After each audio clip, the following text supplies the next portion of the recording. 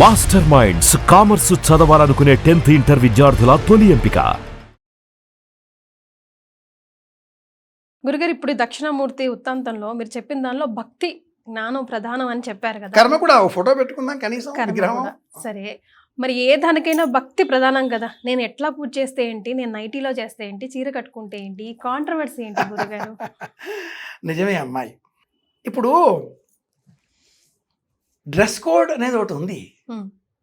Police ఒక్క అనగానే నిమిషం గురుగారు, కానీ ఇదే ప్రశ్న అడిగిన నేను కూడా బాధపడతాను. మన ఆలయాల ముందు ట్రెడిషనల్ డ్రెస్ వేసుకొని మాత్రమే ఎంట్రీ అని అంటే మాత్రం వేరే ఎక్కడ చూడమే, ఏ చర్చ్ ముందో ఏ మస్జిద్ ముందో చూడమే, మనల్ని మనమే విక్రించుకున్నట్టు అనిపిస్తుంది అని బాధ కూడా అనిపిస్తుంది at the same time. So nighty మీద పూజ చేస్తే ఎందుకు ఇంత కాంట్రవర్సీ? దేవుడికి కోపం వస్తుందా నిజంగానే? నైటీలు ఆడవాళ్ళు వేసుకోవద్దా? దాని పేరేమిటి నైటీ అంటే రాత్రిపూట మాత్రమే ధరించేది అని అర్థం. నైట్ మాత్రమే వేసుకోవాల్సింది అని. కంఫర్ట్ కూడా కావాలి కదా. ఎస్, నిజమే, కంఫర్ట్ కూడా కావాలి. కంఫర్ట్ వేసుకుంటేనే దుస్తులు మంచి వాసనలు వస్తాయి. అది మరి ఒక బ్రాండ్ పేరు. కంటెంట్లోకి వచ్చేస్తే డ్రెస్ కోడ్ అనేది ఒకటి ఉంది అమ్మాయి. వస్త్రేణ వపుషా వాచ విద్యయ వినయేన చ అనేవి పంచవకారములు. సనాతన విద్య బోధించే మార్గం పంచవకారములు. మొదటిది వస్త్రం. వస్త్రేణ వపుషా వాచ విద్యయ వినయేన చ. ఈ 5 ఉన్నవాడికి సకల విద్యలు వస్తాయి, వివేకం ఏర్పడుతుంది. వస్త్రేణ మొదటిది డ్రెస్ కోడ్. ఇప్పుడు ఒక పోలీస్ అనుకుందాం, టోపీ తీస్తే నా అంత అని ఎవరో అంటారు కదా. టోపీ బెల్ట్ తీస్తే నా అంత మొనగాడు ఇంకెవడూ లేడు అంటూ ఆ పోలీసు వాడే విలన్ లాగా మారిపోయే దృశ్యాలు మనం చూస్తూ ఉంటాం. పోలీస్ ఒక డ్రెస్ కోడ్, జడ్జ్ ఒక డ్రెస్ కోడ్. జడ్జి గారు బై మిస్టేక్ పొరపాటున బస్సులో పోతున్నాడు. బస్సు అంతా ఆయన అధీనం కాదు కదా. ఆయన ఆ బస్సులో ఆర్డర్ ఆర్డర్ సైలెన్స్ ఎవడన్నా వింటాడా? పోనీ కోర్టు ఆయన ఎరీనా, ఆయన ప్లే గ్రౌండ్, అక్కడ కూడా ఆయన సాయంత్రం 5 అయిన తర్వాత కుర్చీలోంచి లేచి నిలబడ్డాక గౌను తీసేసి ఆర్డర్ ఆర్డర్ అంటే ఎవడన్నా వింటాడా? తోసుకుంటూ పోతారు. ఆ డ్రెస్ వేసుకుంటేనే, బౌ పెట్టుకుంటేనే lawyer. Operation theatre dress, police dress, పూజారి డ్రెస్, పూజ డ్రెస్. చర్చిల్లో కానీ మసీదులలో కానీ మనం పోల్చుకునే అవసరం లేదు. వాళ్లకు సంబంధించిన డ్రెస్ కోడ్ వాళ్ళు పాటిస్తారు. తలపైన వస్త్రం ధరించకుండా వాళ్ళు లోనికి రానివ్వరు.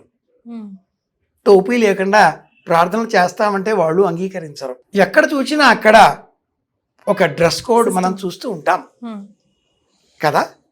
అలాంటప్పుడు మన వాళ్ళే జ్ఞానం పెంచుకొని ఎక్కువైపోయి అన్నీ మనవే అనేసుకొని ఇది కంఫర్ట్ అంటూ ఓ పొడుగాటి ఒక గౌను వేసేసుకొని ఆ గౌనుతో పూజ చేస్తాం అంటే చాలా ఎబ్బెట్టుగా ఉంటుంది. దాని పేరు నైటీ. రాత్రి వేళ ధరించవలసింది. నిజానికి ధరించే వస్త్రాన్ని, రాత్రి వేళ ధరించే వస్త్రాన్ని వేరుగా చూపిస్తుంది సంప్రదాయం. ఉదయం ధరించే వస్త్రం వేరు, రాత్రి ధరించే వస్త్రం వేరు. రేవతి ఈ స్వావ్యక్షం కృతికాశ్చాకం తగ్గుస్తవా. ఆ ధరించే వస్త్రానికి కూడా ఒక మంత్రం ఉంది. ఓ 7 సార్లు దులపాలి. ఒక్కసారి శరీరం మించి తీసివేస్తే ఉతకకుండా మళ్ళీ ధరించకూడదు. ఇలాంటి అనేక నియమాలు వస్త్రానికి సంబంధించినవి సనాతన ధర్మం సూచించింది. ఇన్ని ఎందుకనమ్మాయి ఓ మాట చెబుతాను. కవి సమ్రాట్ విశ్వనాథ సత్యనారాయణ గారి చెలియలి కట్ట అనే నవలలోనిది ఈ మాట. మాటకు విరామ చిహ్నం హద్దు. సముద్రానికి చెలియలి కట్ట హద్దు, ధరించే వస్త్రానికి అంచు హద్దు, భోజనం చేసే పళ్ళానికి అంచెన హద్దు చివరగా ఉండేది. పళ్ళానికి అది లేదనుకుందాం, ఏమవుతుంది? సాంబార్ అంతా వీధుల్లో ఉంటుంది. అంచు ఉండాలిగా, విరామం ఉండాలిగా. సముద్రానికి హద్దు లేకపోతే విశాఖపట్నం అయిపోతుందిగా. పంచకు కూడా అంచు ఉంటే దారం పోగులు రావుగా. కనుక హద్దు. 2 వస్త్రాలు ధరించాలి. ఏకేన వస్త్రేణ కార్యన్న కుర్వీత. ఆపస్తంభ సూత్రం, ఇది ధర్మసూత్రం. సంప్రదాయం ధర్మసూత్రము, గృహ్య సూత్రము, శ్రౌత సూత్రము, శుల్బ సూత్రము అనే 4 విధాలుగా సూత్ర వాంగ్మయ ప్రపంచాలను 18 మంది మనకు అందించారు. చాలా పెద్ద ప్రపంచం. నియమావళి మామూలుగా లేదమ్మా. ఏవైనా అందరూ మనుస్మృతి అంటూ ఉంటారు. అలాంటివి 18 ఉన్నాయి. మనకు ఒకటి ఇండియన్ పీనల్ కోడ్ అంటూ ఉంటాం. అది ఒకటేనా? బోల్డ్ అండ్ సబ్సెక్షన్స్ ఉన్నాయి. విపరీతంగా చదువుతూ ఉంటే కానీ వచ్చే జ్ఞానం కాదు ఇది.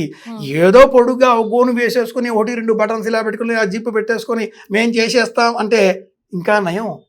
పట్టుతో చేసిన నటి వేసుకున్నాం కదా, ఈ నైటి పట్టు వస్త్రంతో కుట్టించాను మామయ్య గారండి అనే కోడళ్ళు కూడా రాబోతున్నారు.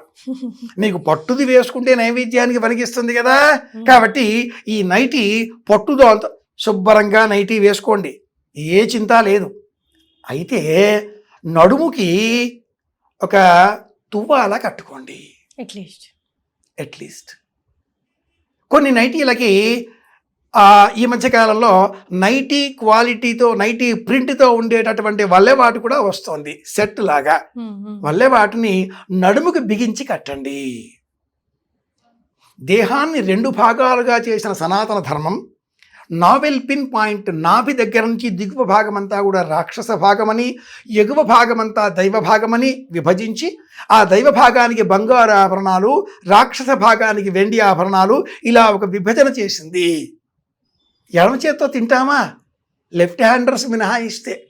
అది జెనిటల్ ఫోబియా కాబట్టి, ఏదో డిఫెక్ట్ కాబట్టి, అది మ్యానుఫ్యాక్చరింగ్ డిఫెక్ట్ కాబట్టి they may take left hand because they belongs to left handers practices. They are the left handers. But అందరూ కూడా కుడి చేతితో తింటారు. 2 చేతుల్లోనే మనం ఇంత చూస్తున్నప్పుడు 2 కళ్ళు సమానం కావు, 2 చెవులు సమానంగా ఉండవు, 2 ముక్కు రంధ్రాలు సమానంగా ఉండవు, 2 భుజాలు శరీరంలో ఉండే ఏ భాగాలు 2 కూడా సమానంగా ఉండవు, ఏ భాగాలైనా. అలాంటప్పుడు దేహంలో ఉండే 2 భాగాలని నైటీ వేసుకోండి, నిరభ్యంతరంగా వేసుకోండి. సనాతన ధర్మాన్ని అనుసరించి మరి ఒక వస్త్రాన్ని నడుముకి బిగించి కట్టండి. వివాహిత అయినటువంటి యువతి చెవులకు బులాకీలు ఏమంటారమ్మా, జుంకాలంటారా, అవి ధరించాలి. కమ్మలు ధరించాలి. అవి వేసుకుంటే, ఆ స్టడ్స్ పెట్టుకుంటే లేదా కమ్మలు పెట్టుకుంటే వివాహిత. విరేలాడేటటువంటి బుట్టాలంటారా, వాటిని ఏమంటారు, జుంకీలు, అవి పెట్టుకుంటే ఇంకా వివాహం కాలేదు. అట్లా కూడా ఉంది. ఇంతటి సూక్ష్మం చెప్పేవారు ప్రాచీనులు. 1 కాదు 2 కాదు, సూక్ష్మమైన విషయాలు ఎన్నో ఉండేవి. అబ్బాయి వారు అమ్మాయి ఇంటికి వచ్చి అమ్మాయిని పెళ్లి చూపులు చూసి మాట్లాడిన తర్వాత ఈ అమ్మాయి మాకు నచ్చింది అని ఎలా చెప్పేవారంటే, వారు వెంట తెచ్చిన ఆ పువ్వులను అమ్మాయి చేతికి ఇచ్చి అమ్మాయి పువ్వులు పెట్టుకో అని ఆ అమ్మాయికి ఆ పువ్వులు అలంకరించి బొట్టు పెట్టి వెళ్ళిపోయేవారు. అమ్మాయి మాకు నచ్చింది అని చెప్పడం. నచ్చలేదు ఆ మాట కూడా ఎలా చెప్పేవారు సౌమ్యంగా అంటే, ఆ పుష్పమాలికని దేవుడి పటానికి తీసుకువెళ్ళి వేసి, మీ ఇంట్లో దేవుడు ఉన్నాడు చూద్దామా అని చెప్పి దేవుడి దగ్గరికి వెళ్ళి ఆ దేవుడి పటానికి వేసి నమస్కరించి మళ్ళీ మాట్లాడదాం అన్నయ్య గారు అని వెళ్ళిపోయేవారు. అమ్మాయికి అమ్మాయి తల్లి ఒక అబ్బాయి ఫోటో ఇచ్చి అబ్బాయి ఎలా ఉన్నాడే అని అడిగితే, చీకట్లో తిరగొద్దని చెప్పమ్మా, కనిపించడేమో, నల్లగా ఉన్నాడు అన్న మాట ఇంత వ్యంగ్యంగా. మీ ఇంట్లో వాళ్ళ ఇంట్లో కాస్త తలుపులు పెద్దగా ఉంటాయో ఏమో, మరి ఆ పిల్లడు బాగా లావు అని వ్యంగ్యంగా ఎలా చెబుతున్నావు అనేది కూడా విలువ. కనుక ప్రాచీన ధర్మం నైటీ కొత్తగా వచ్చింది అమ్మాయి. ఆ మాటకు వస్తే తెలుగువారి సంప్రదాయమైనటువంటి లంగా ఓణీలు పంజాబీ డ్రెస్ దెబ్బకి ఠారెత్తిపోయాయి. ఇది కంఫర్ట్, ఇది నిజంగా కంఫర్ట్. ఈ పంజాబీ డ్రెస్ను కూడా సంప్రదాయం ఎందుకు అంగీకరించింది, మరి నైటీని ఎందుకు అంగీకరించడం లేదు? పంజాబీ డ్రెస్లో బాటమ్ వేరే, టాప్ వేరే, నైట్ పైన వేసుకునే ఏమంటారు చున్నీ వేరే, దుపట్టా ఉంటుంది కదా, ఒక వస్త్రం కాదు కదా. ఏదో బుడుపుక్కల వాడిలాగా సినిమాలలో దయ్యాలు ఎలా చూపిస్తారమ్మాయి, సినిమాలలో దయ్యాలు వేసుకునే డ్రెస్ కోడ్తో కూడుకున్న ఆ డ్రెస్ ఎలా ఉంటుంది, పొడవాటి ఓ గౌన్ వేసేస్తారు. వాళ్ళకి పంజాబీ డ్రెస్ కానీ లంగా ఓణీలు కానీ వెయ్యరు కదా, తెల్లటి డ్రెస్ వేసేస్తే అది దయ్యం. అలా గోల్డ్ పెంచి చూపిస్తే అది దయ్యం. అలా జుత్తంతా విరబోసుకుని తెక్కగా పిచ్చి పిచ్చిగా చూపిస్తే అది దయ్యం. నుదుట బొట్టు లేకుండా చూపిస్తే అది దెయ్యం. అంత అదేదో వేసుకుంటారే సుసరభేత్తు, మా భాషలో సుసరభేత్తు, మీ భాషలో ఫౌండేషన్ క్రీమ్ అంటారు, దానికి సుసరభేత్తు.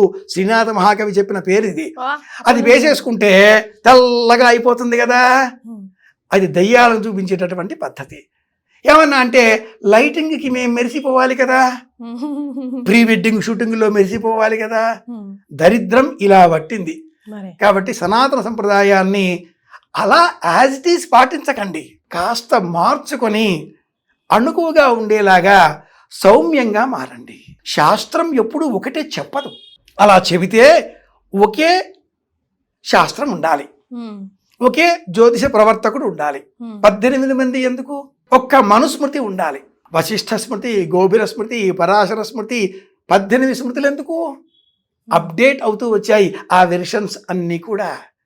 కానీ ఇంత విరగబాటుతనంతో కాదు. సనాతన సంప్రదాయం పంజాబీ డ్రెస్సును అంగీకరించింది. ఎందుకు అంటే ఆ డ్రెస్సు వేసుకునే విధానంలో సంప్రదాయం ఉంది, దేశీయత ఉంది. ఈ దేశానికి సంబంధించిన ఒకానొక విలువైన పద్ధతితో కూడుకున్న డ్రెస్ విధానంలో ఒకటికి కాకుండా 2, 3 వస్త్రాలు ధరిస్తున్నారు కాబట్టి అంగీకరించింది. నైటీ ఎందుకు అంగీకరించదు? ఇది అరబ్బుల వాళ్ళు వేసుకునే, దయ్యాలు వేసుకునే గౌన్ లాగా ఉంది కాబట్టి అంగీకరించదు. ఇది విషయం. అర్థమైంది కదా, ఇంకిప్పుడు ఈ ప్రశ్న వద్దు.